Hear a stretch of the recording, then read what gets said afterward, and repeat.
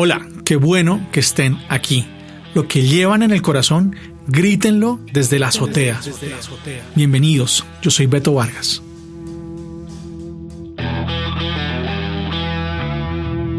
Desde hace muchos años me dedico a hablar en público, a contar historias y a narrar y a escribir historias con la gente que tengo enfrente.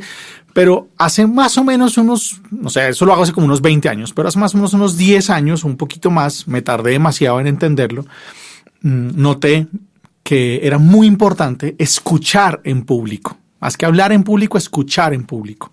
Entonces, en la gran mayoría de los eventos, de los encuentros en los que tengo que dar una conferencia o un taller, algún tipo de encuentro, algún tipo de retiro, siempre insisto en que es tan importante la voz de cada persona que está ahí como la voz de los que hemos sido llamados de alguna manera o convocados o invitados para dar una charla o compartir un tema o una reflexión. En esas múltiples escuchas de tantas y tantas historias en distintos lugares y con distintos tipos de personas, he tenido que acostumbrarme y he tenido que como educarme en mantener muy dentro de mí mis emociones, porque hay historias muy fuertes y muy duras. Y a lo largo de los años de escuchar muchos adolescentes, muchos niños, muchas mamás, muchas personas en su trabajo, contando no solamente sus alegrías, sino muchas veces sus dramas también, pues ha sido necesario seguir teniendo el timón del evento en las manos y, por complicada que sea la historia, guardarla muy dentro de mí para darle marcha y darle ritmo a lo que estamos haciendo y permitir que los aprendizajes se puedan dar. Sin embargo, para mi sorpresa, una de las historias, de las más recientes historias que pude tener, acceso a ella, me deshizo por completo, me puso a sentarme en el piso a llorar y a sentir hondo lo que estaban transmitiéndome. No fue específicamente en un encuentro, fue con un libro, fue con la historia de Nujin Mustafa. Nujin Mustafa es una refugiada que actualmente vive en Alemania y que cuenta en este libro, que tiene su nombre, Nujin, la historia de cómo salió de Siria cuando estaban en el exterminio del pueblo kurdo y tuvo que hacer este recorrido que tantas y tantas personas huyendo de la guerra han tenido que hacer, saliendo del Oriente Medio, cruzando el Asia Menor, cruzando el Mediterráneo de las maneras más inverosímiles, con un pequeñísimo detalle. Nujin Mustafa tiene discapacidad y su posibilidad de movilizarse es usar una silla de ruedas. Entonces, si te quieres imaginar lo que es la vida de un refugiado atravesando montañas, huyendo de bombardeos en una ciudad, atravesando caminos que no existen porque se están haciendo, o subiéndose a una balsa inflada con aire para atravesar una sección muy rocosa y muy turbulenta del mar Mediterráneo, pues imagínatelo con una silla de ruedas en una condición de cierta limitación para desplazarse, para moverse.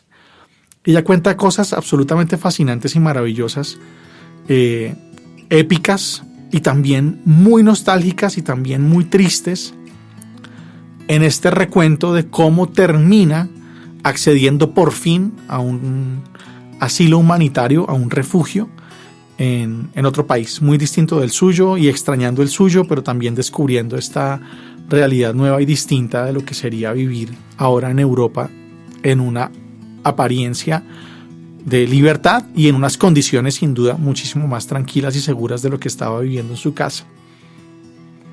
Leer a Nujin, pero también escuchar a Nujin, que por dentro me partió el corazón en muchos pedazos, fue muy importante porque fue intentar pensar qué estaría dispuesto a hacer yo por sacar mi vida adelante, qué estaría dispuesto a hacer por sacar adelante la vida de los que tengo cerca, de los que amo, aquellos por los que me preocupo, y pensar en todo lo que otros han hecho por mí, claramente, para que esta mujer hubiera podido llegar allá, a donde se encuentra hoy en día, pues tuvo que contar con el apoyo y con una cantidad de ayudas y con una cantidad de personas que en uno u otro momento, algunos con desinterés y algunos con interés, hicieron posible que superara alguno de los obstáculos.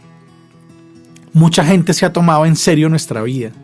Mucha gente ha hecho cosas para que estemos hoy aquí en lo que estamos viviendo. Mucha gente madrugó para que pudieras comer. Mucha gente estudió para que pudieras formarte. Mucha gente se aguantó, toleró tus inconsistencias, tus malos ánimos, tus rabietas, tus pataletas, para que tuvieras un futuro. Es así de sencillo. Tal vez la historia de muchos de nosotros no sea tan accidentada y con tantas peripecias como la de Nujeen Mustafa, pero sin lugar a dudas hubiera sido imposible llegar hasta aquí si no fuera porque otros se tomaron nuestra vida en serio. Creo que lo fundamental para descubrir este valor, esta fuerza de mirar nuestra vida y poder prometernos, jurarnos que no la vamos a desperdiciar, es descubrir que tenemos una sola y que nosotros nos la tenemos que tomar en serio.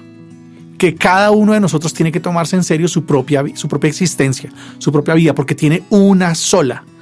Porque nada nos asegura que haya habido un antes o que haya habido un después.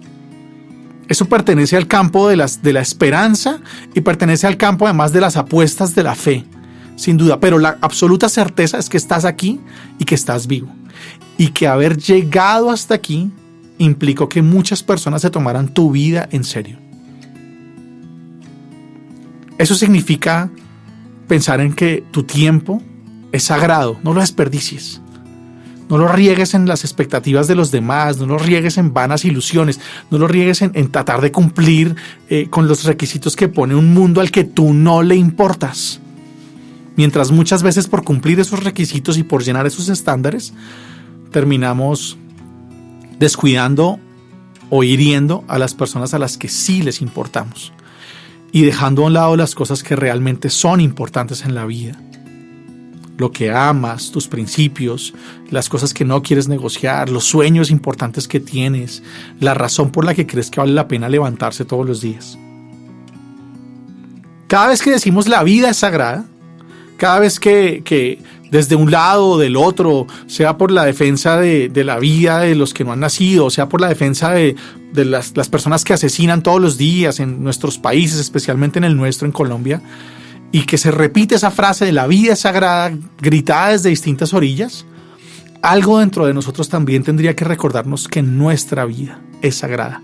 Tu vida es sagrada y tu vida está ocurriendo ahora. No es solamente un concepto que tiene que ver con tu fecha de nacimiento y tu fecha de muerte. No, es ahora, es cada momento, es lo que comes, es dónde duermes, es a quién le cuentas tus cosas, es cómo te desahogas, es por qué luchas, es de qué manera eres capaz de sobreponerte a las pequeñas imperfecciones de la cotidianidad que pueden ser muy fastidiosas, pero que no pueden arruinar tanto sacrificio de tantas personas para que hoy estuvieras aquí. Tienes una vida, tómala en serio, aprovéchala, exprímela el jugo y el sabor de quién eres tú y de todo lo que eres capaz de vivir y de expresar y de transformar en esta existencia. Haz que valga todo lo que ha sucedido para que hoy sepas lo que sabes, para que seas capaz de todo lo que eres capaz, para que tengas las relaciones que tienes, para que estén a tu lado las personas que están a tu lado apoyándote y queriéndote y soñando que tengas un futuro interesante. Pero que no sean ellos únicamente los que se toman tu vida en serio, que seas tú quien se toma tu propia vida en serio. En esa épica historia de El Soldado Ryan, que es una película de Steven Spielberg, sin duda hay una escena memorable en la que el capitán que ha dirigido a un pequeño escuadrón de soldados para que vayan a la mitad de la guerra, de la Segunda Guerra Mundial, a rescatar a un solo hombre, porque ese hombre, Ryan, ha perdido a sus 3 hermanos ya en la guerra, y el comandante, digamos, en jefe de las fuerzas militares estadounidenses dicen: no es posible que le entreguemos otro hijo muerto a esta mamá van y traen a este señor. Y este pequeño grupo, este pequeño pelotón de soldados, pues sufren todas las peripecias habidas y por haber y enfrentan batallas y los van matando uno por uno hasta que encuentran a Ryan y le dan la oportunidad de volver a casa. Pero en esa oportunidad, apenas lo encuentran, tienen que enfrentar una batalla. Y en esa batalla va a perder la vida el capitán que dirigió la búsqueda de Ryan. Agonizando, lo agarra junto a un puente que están intentando defender. Y sabiendo que va a perder la vida, lo mira a los ojos y le dice: tienes que merecerte esto. ¿Merecerte qué? Pues todo lo que han hecho estas personas totalmente desconocidas para que él pudiera tener la oportunidad de estar vivo. En la escena final, Ryan, siendo un viejo ya, junto a su familia, sus hijos, sus nietos, está visitando el memorial de los soldados caídos en la Segunda Guerra Mundial y busca la tumba del capitán. Y mira a su mujer y le dice: dime que viví una vida buena. Dime que merecí lo que hicieron por mí. Dime que merecí lo que hicieron por mí. Yo espero que al final de tus días, cuando sea que lleguen, seas capaz de mirar hacia atrás, sea yo capaz de mirar hacia atrás y que nos demos cuenta que logramos merecernos lo que tantas personas hicieron por nosotros. Familia, amigos, personas conocidas, muchos desconocidos. El campesino que madrugó todos los días de su vida muy temprano y que hizo posible que hubiera unas hortalizas, unas legumbres, unos vegetales en tu mesa. El profesor que estuvo hasta las 11 de la noche leyendo tu trabajo para decirte por dónde lo podías hacer mejor. El amigo que dejó de hacer algo para salir corriendo el día en que estabas triste. Y tantas personas que han hecho cosas que valdría la pena merecerlas. Que no es que necesitemos merecerlas para que las hagan por nosotros, porque precisamente de eso se trata, querer a alguien, tomarse la vida del otro en serio. Se trata de que nosotros nos tomemos nuestra propia vida en serio y entendamos que tu vida y mi vida son sagradas en el hoy, en el aquí, en el ahora y en la cotidianía. Para que al llegar al final de tu vida puedas merecerte esto, hoy deberías jurarte delante del espejo que renuncias a una vida mediocre y que renuncias a una vida a medias y que renuncias a desperdiciar tus células, tu aire, tus días, tus segundos, todo lo que está gritando que mereces existir.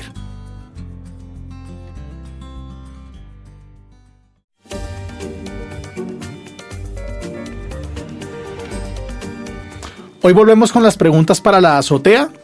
La gente que ha escrito preguntando a esta especie de Google que podría resolver cosas sobre Dios, la vida, la fe, la religión, etc.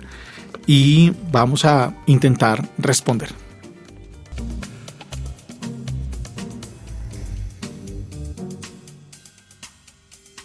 ¿Qué hay en el cielo? A mí me resulta el cielo una imagen preciosa de condensar todas las expectativas y las esperanzas que los seres humanos tienen en lo bueno. Particularmente en el mundo bíblico, el cielo representaba todo aquello que es una superación de lo que aquí puede ser frágil y puede ser débil o vulnerable.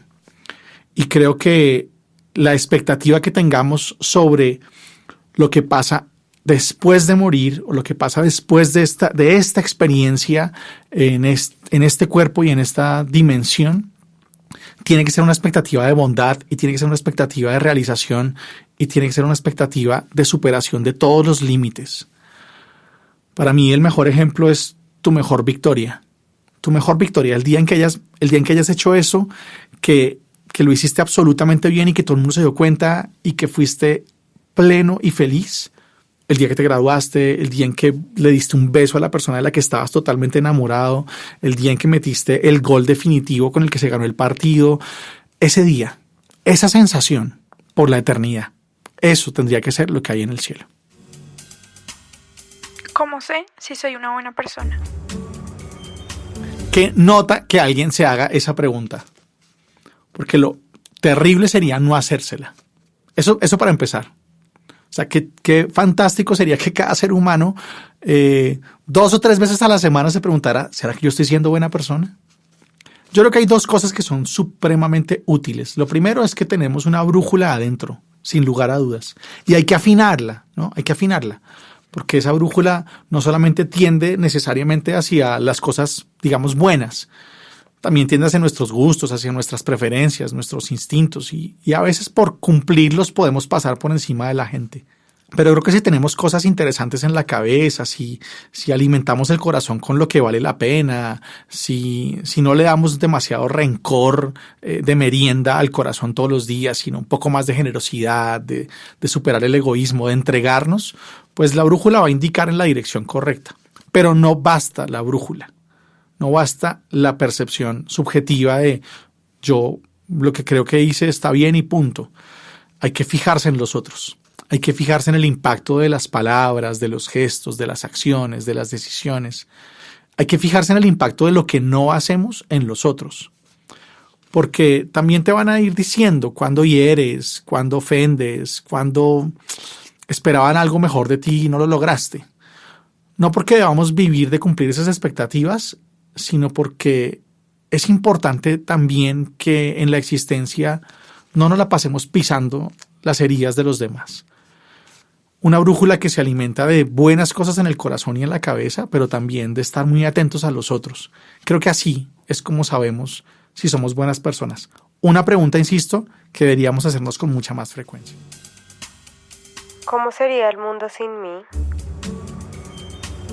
Recuerdo perfectamente la cara de la persona que me hizo esta pregunta, del chico que me hizo esta pregunta y el colegio en el que estudia. No sé si te has preguntado esto, pero creo que muchos hemos tenido la sensación, esa sensación de si yo no estuviera, ¿qué pasa? O si nunca hubiera estado, ¿qué pasa? Y por fortuna, parte de mi respuesta es nunca podremos saberlo y me encanta que nunca podamos saberlo porque ya estás aquí y ya permeaste el mundo con tu existencia y eso es inevitable y eso es irreversible.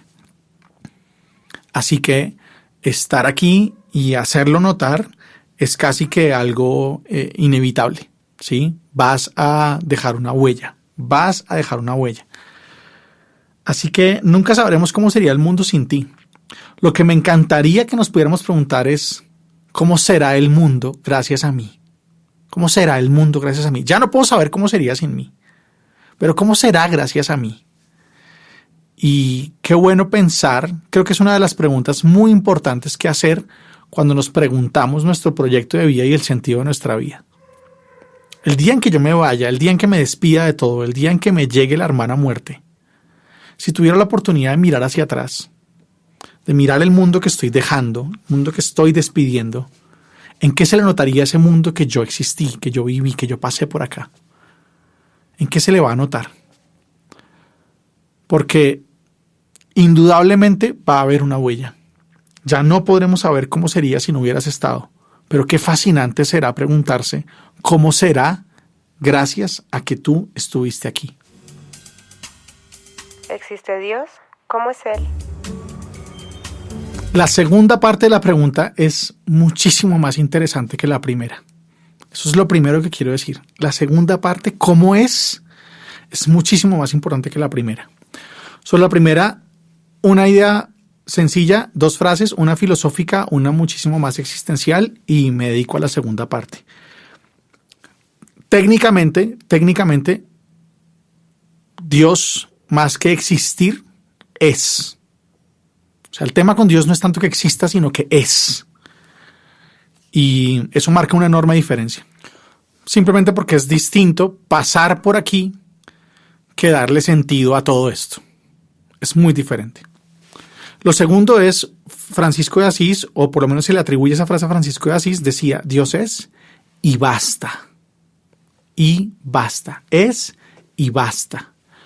Y creo que eso me habla de la mejor manera de entender de qué se trata toda esta realidad de lo divino, del Dios, o como lo llamamos, ¿no? Dios, que tiene que ver con todo aquello, con todo aquello que basta, con todo aquello que haría cesar nuestras inconformidades, nuestros anhelos, nuestras ansiedades y todo, y confiar en que eso realmente está ahí, Y en el caso cristiano, no es algo, sino que es alguien. Pero la segunda parte de la pregunta me parece muchísimo más interesante. ¿Cómo es? ¿Cómo es? Y yo creo que parte de las intenciones de hacer este podcast es poder decir, ante todo es una búsqueda que nunca termina. Es un rostro que tiene 1000 rostros. Es un descubrimiento siempre paulatino y siempre nuevo, que está marcado, por supuesto, por un perdón que no tiene límites, por un amor que es capaz de todo, por una bondad que es absolutamente invencible. Pero ¿cómo se manifiesta esa bondad, ese perdón, ese amor en la cotidianidad, en medio de las situaciones de todos los días? Que es, pues, para lo que tiene que servir la fe, no para afirmar si Dios es o no existe, no, sino para poder enfrentar la vida con esperanza y con sentido. Pues ese Dios muestra su bondad, su perdón, su amor, su fuerza, su valentía, su compañía, su lealtad en cada pequeño momento, no solamente de las dificultades, sino de la cotidianidad.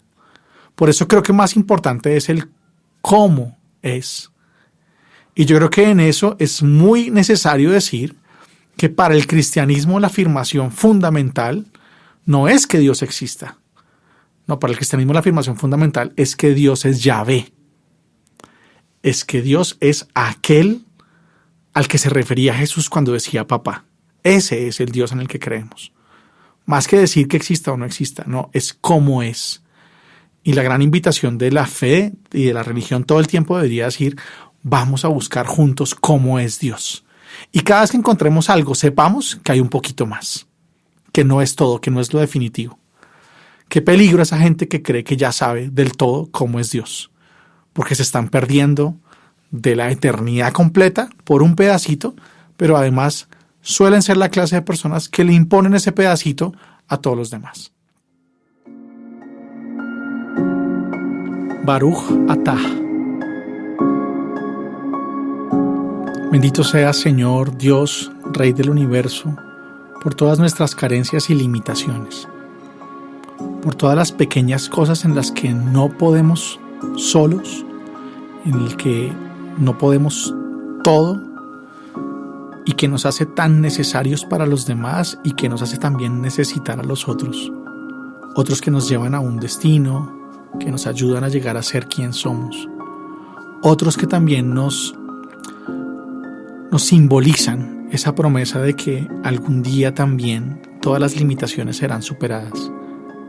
Pero esa superación aquí, en este cielo que empieza aquí, ahora mismo, son los rostros de los otros.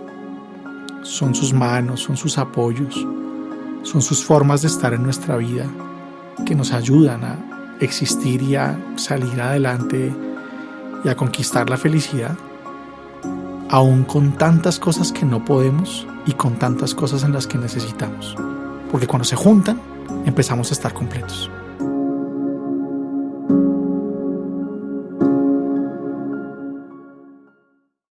Una recomendación desde la azotea. La recomendación para el día de hoy es una charla TED de una mujer fascinante, además de hermosa, que se llama Amy Mullins.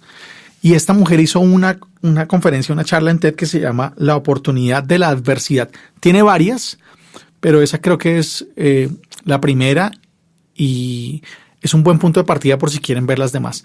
La oportunidad de la adversidad de Amy Mullins en TED, hablando de cómo haber perdido sus piernas le permitió conocer todo un nuevo mundo de ella misma y de este mundo en el que existimos. Súper recomendada. Y bien, hasta aquí mi episodio de hoy y desde aquí el episodio de cada uno de ustedes. Podemos encontrarnos en Instagram. Busquen La Azotea Podcast. Si el episodio de hoy les gustó, digan por ahí que les gustó, compártanlo con quien quieran y dejen alguna reseña. Yo soy Beto Vargas. Lo que llevan en el corazón, grítenlo desde la azotea.